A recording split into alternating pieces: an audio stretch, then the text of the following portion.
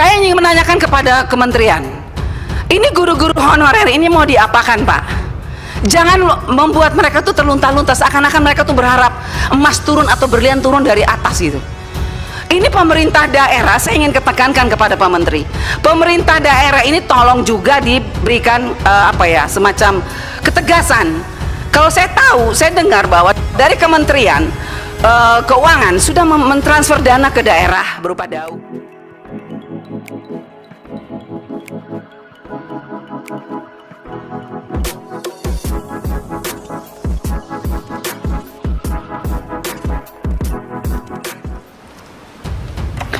Baik, terima kasih Pak Pimpinan dan Bapak Menteri beserta jajaran yang saya hormati. Saya berharap bahwa dengan tahun yang baru ini kita memiliki komitmen yang baru, komitmen lebih pasti lagi. Kenapa saya katakan begitu Pak Menteri? Karena membaca yang Pak Menteri paparkan tadi bahwa meningkatkan akses layanan pendidikan dengan beberapa sekolah, kemudian terjadi peningkatan partisipasi pendidikan dan lain sebagainya, komitmen menjadi komitmen kementerian.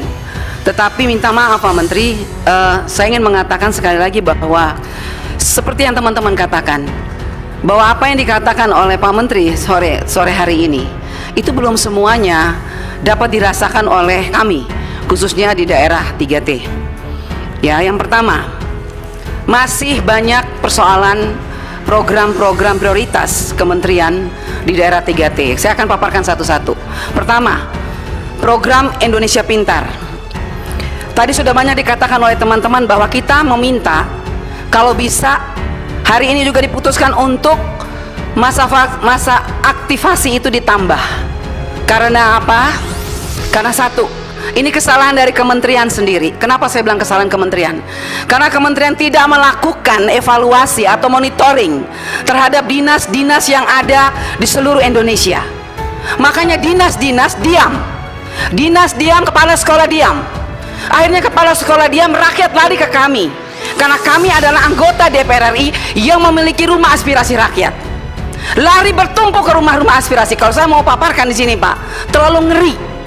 Itu bahkan kadang-kadang rumah aspirasi rakyat saya buka dari pagi bahkan sampai malam hanya untuk melayani rakyat miskin. Yang padahal kalau kita mau lihat, nama-nama mereka itu tidak ada di pemangku kepentingan, adanya justru di reguler. Makanya berapa kali saya minta Ibu Sekjen, data itu dibukanya awal, data itu real. Dan saya minta Pak, khususnya untuk pusat pembinaan pelayanan pendidikan pembiayaan Pak Kahar, tolong saya minta sore hari ini untuk NTT dibuka. Berapa untuk APBN yang ditransfer ke daerah untuk PIP, berapa yang sudah serap, berapa yang penyalurannya berapa, penyerapannya berapa, dan sampai hari ini yang belum aktivasi itu berapa. Karena saya sebagai wakil rakyat tidak ingin lagi terjadi seperti tahun lalu, 5 miliar ditarik ke kas negara. Bagi pusat mungkin kecil, bagi NTT, bagi daerah miskin itu sangat besar. Karena 5 miliar dibagi beberapa siswa, ribuan siswa Pak. Jadi kalau sampai nanti terjadi kembali ditarik ke kas negara, Kementerian Pendidikan yang harus bertanggung jawab terhadap anggaran yang ditransfer ke daerah. Itu yang pertama. Jadi saya minta kasih longgar waktu untuk aktivasi supaya kami pun ikut membantu. Kalau masalah pemangku kepentingan tidak terjadi masalah. Reguler, satu, bank suka menolak. Dua, dinas tidak tahu, kepala sekolah tidak mau tahu. Itu persoalannya di bawah Pak Menteri. Ya, jadi saya minta tolong itu diperhatikan. Jangan main-main karena ini uang negara. Makanya saya minta tadi, tahun baru tuh saya minta ketulusan kita ditingkatkan dong Pak. Pak Menteri dan semua jajaran. Karena apa? Kalau kita tulus untuk rakyat, pasti ini anggaran ini akan turun sampai ke bawah. Ini masalahnya nggak tulus, setengah-setengah. Dana dilempar, tidak diperhatikan. Contoh, sampai sekarang minta maaf Ibu Irjen, saya sudah minta dari periode dari kemarin sampai hari ini mana? Ibu menyuruh puluhan orang turun ke NTT untuk melakukan audit. Sampai hari ini tidak ada. Mana? Saya hanya dengar-dengar angin-angin aja nih dari guru-guru. Ibu ada temuan Bu. Ibu, yang mana? Ibu tidak pasti, tidak ada sampai sekarang ya Bu ya. Dana BOS, PIP saya sudah minta. Ibu turunkan puluhan orang menggunakan uang negara. Berhari-hari di NTT, mana laporannya? Tidak ada. Yang kedua, mengenai honorer, saya ingin menanyakan kepada kementerian, ini guru-guru honorer ini mau diapakan Pak? Jangan membuat mereka tuh terlunta-lunta seakan-akan mereka tuh berharap emas turun atau berlian turun dari atas gitu. Ini pemerintah daerah, saya ingin ketekankan kepada Pak Menteri, pemerintah daerah ini tolong juga diberikan semacam ketegasan. Kalau saya tahu, saya dengar bahwa dari Kementerian Keuangan sudah mentransfer dana ke daerah berupa DAU. Dan di situ ditulis dana dipergunakan sudah diperhitungkan untuk P3K.